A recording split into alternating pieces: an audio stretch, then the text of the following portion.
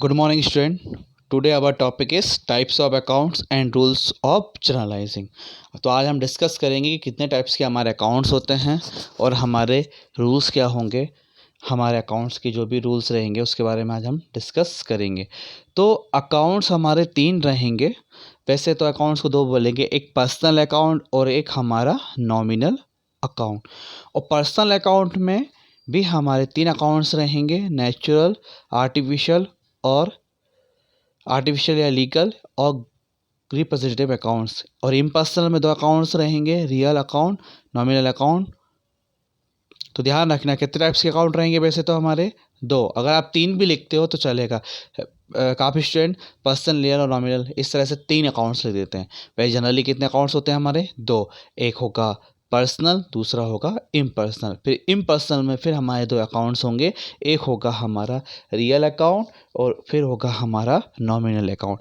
फिर real account में फिर हम दो चीज़ों को कंसिडर करते हैं, एक को करते हैं टेंजिबल असेट्स और एक करते हैं इनटेंजिबल असेट्स। और नॉमिनल अकाउंट में फिर हम दो चीज़ें कंसिडर करते हैं, रेवेन्यू, इनकम एंड गेन और एक्सपेंसेस एंड लॉसेस। तो फर्स्ट अकाउंट से हमारा पर्सनल अकाउंट।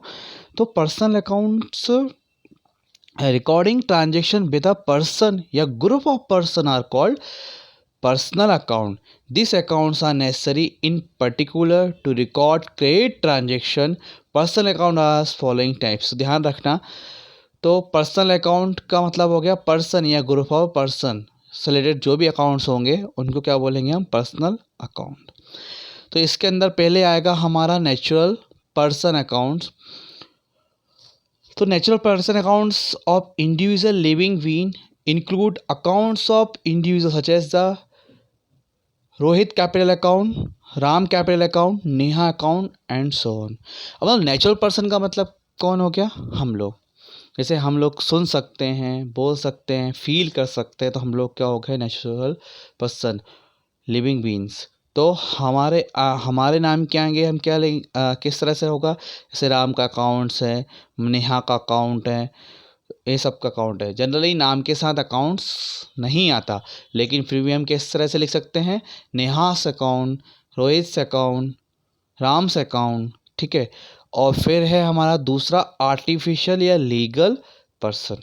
तो आर्टिफिशियल का मतलब हो गया जो नेचुरल नहीं है। Accounts includes accounts of legal entity such as Reliance industry limited accounts, Delhi corporation accounts, goodwill corporate society account, Citi bank account, SBI account, PNB account. ये सब क्या है? हमारे आर्टिफिशियल पर्सन। आर्टिफिशियल पर्सन का मतलब हो गया जो एक नेचुरल पर्सन नहीं है। तो बैंक भी हमारे लिए आर्टिफिशियल पर्सन है, इवन स्कूल भी हमारे लिए आर्टिफिशियल पर्सन है, क्योंकि इनके नाम से ज़्यादा काम चलते हैं। जब भी आप बैंक जाओगे तो आप बोलोगे कि मैंने एसबीआई बैंक से लोन लिया, एसबीआई ने मुझे लोन दिया। तो एसबीआई के कोई हाथ तो थे नहीं कि उसने आपको लोन दिया, उसके नाम से आपको लोन मिला। तो वही एक तरह का क्या है? Artificial person. उसका क्रिएशन भी लॉ के द्वारा हुआ है और उसका रिजोल्यूशन भी किसके द्वारा होगा? लॉ के द्वारा होगा। फिर पढ़ते हैं हम इसमें रिप्रेजेंटेटिव अकाउंट्स। तो group personal accounts are accounts of natural and legal person group together such as debtor account, creditor account, shares capital account, commission outstanding accounts, salary outstanding accounts represent the person to whom commission or salary is payable and not at paid are called representative personal account. ऐसा account जो एक तरीके से group या person को denote करे।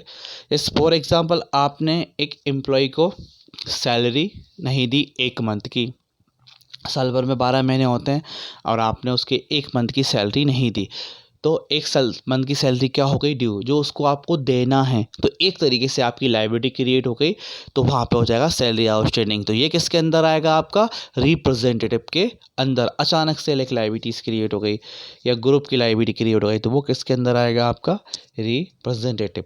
तो पहला हमने पढ़ा पर्सनल अकाउंट। और पर्सनल अकाउंट में फिर हमने तीन कैटेगरी पढ़ी हैं, नेचुरल पर्सन, आर्टिफिशियल पर्सन और ग्रुप रिप्रेजेंटेटिव। नेचुरल पर्सन जैसे कि राम, मोहन, श्याम, सोनम, रुचि, ये सब हो गए हमारे नेचुरल पर्सन। और आर्टिफिशियल पर्सन यानी एसबीआई, रिलायंस इंडस्ट्री, जो भी एंटिटी है, जो भी बिजनेस है, और कोई भी शोरूम है या इवन स्कूल है, किसी का भी नाम वो क्या कहलाएगा आपका आर्टिफिशियल पर्सन, जहाँ पे आपकी इकोनॉमिक एक्टिविटी हो रही है, जहाँ पे आप प्रॉफिट कमाने के लिए कुछ काम कर रहे हैं, उसको हम बोलेंगे आर्टिफिशियल पर्सन। और फिर आएगा हमारा ग्रुप रिप्रेजेंटेटिव अकाउंट्स। तो इसका मतलब ये है कि अचानक से लायबिलिटी क्रिएट हो जाए, आपने किसी को सैलरी पे नहीं किया, आपने किसी को रेंट पे नहीं किया, अभी ड्यू है, तो वहाँ पे कौन सा अकाउंट्स आएगा हमारा पर्सनल अकाउंट, रिप्रेजेंटेटिव अकाउंट।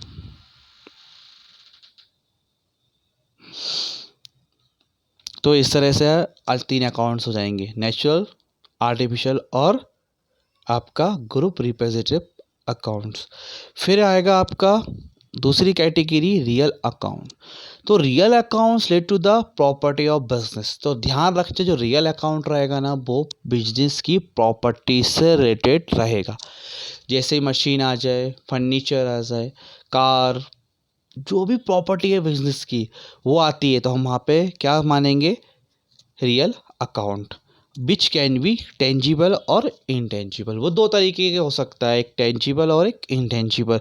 तो tangible real account, accounts of property having physical existence, जिसका फिजिकल एग्जिस्टेंस है, उसको हम बोलेंगे टेंजिबल रियल अकाउंट।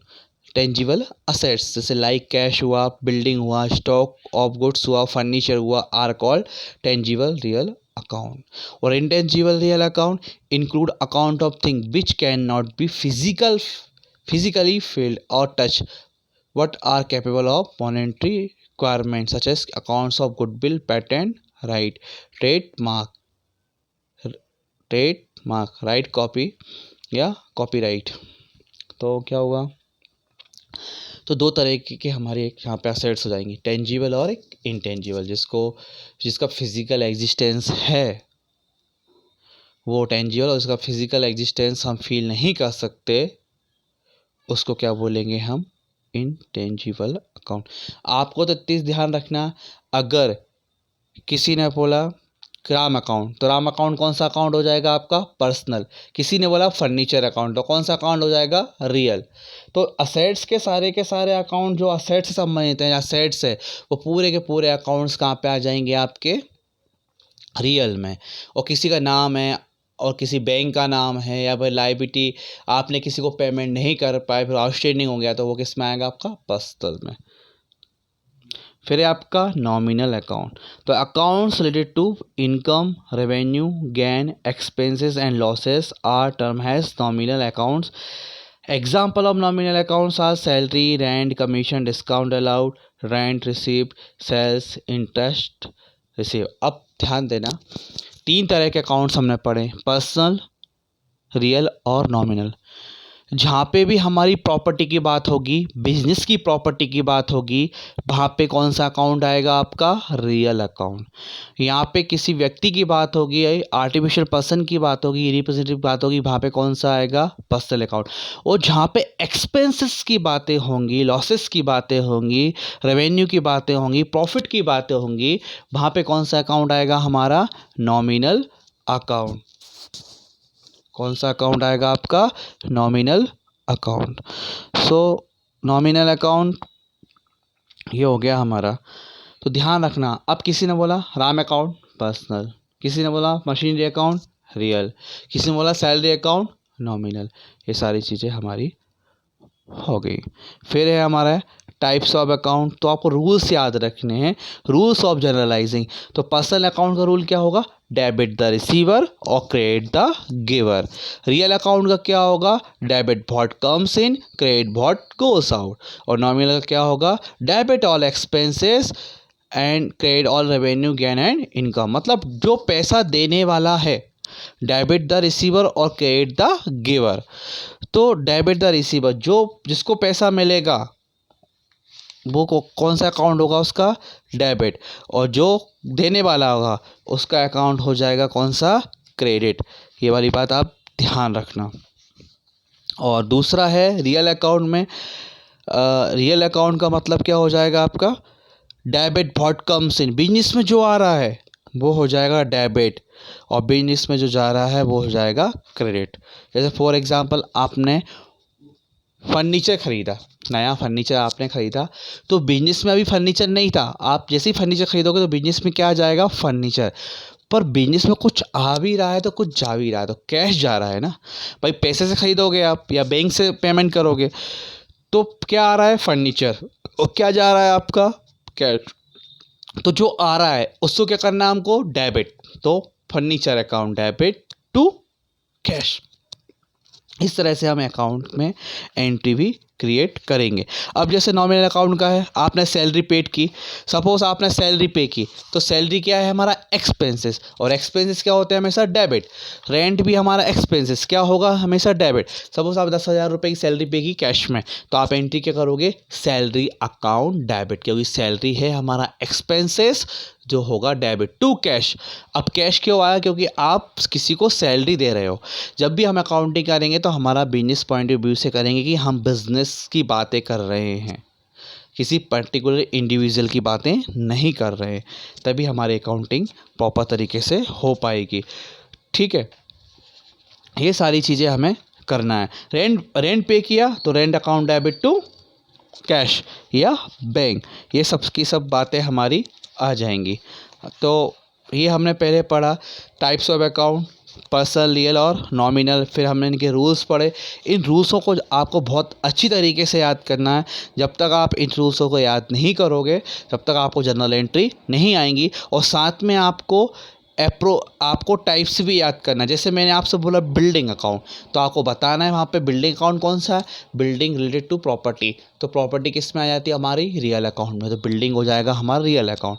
फिर परचेस क्या है, परचेस कर रहे हैं तो पैसा जा रहा है, एक्सपेंसेस है तो एक्सपेंसेस है, तो वो भी किस में आ जाएगा, परचेस हमारा, परचेस किस में आएगा, एक्सपेंसेस में आएगा। सेल्स किस में आएगा हमारा, परचेस एक्सपेंसेस में आएगा, और सेल्स किस में आएगा। इन दोनों में थोड़ा सा डिफरेंस है। देखो परचेस क्या, परचेस करोगे आप, तो परचेस करा आपने, परचेस करने के बाद आपने सेल के पर्पज़ से करा, तो गुड्स आपके पास आएगा तो कब तक रहेगा आपके पास, जब तक आप उसको सेल नहीं कर पाओगे। तो जो परचेस अकाउंट रहेगा वो आपका रियल अकाउंट रहेगा, लेकिन जो सेल्स अकाउंट रहेगा वो आपका नॉमिनल अकाउंट रहेगा। परचेस भी हमारा एक तरीके से नॉमिनल अकाउंट होता है, लेकिन स्टॉक की बात हो जाती है तो वहाँ पे वो हमारा रियल अकाउंट हो जाएगा।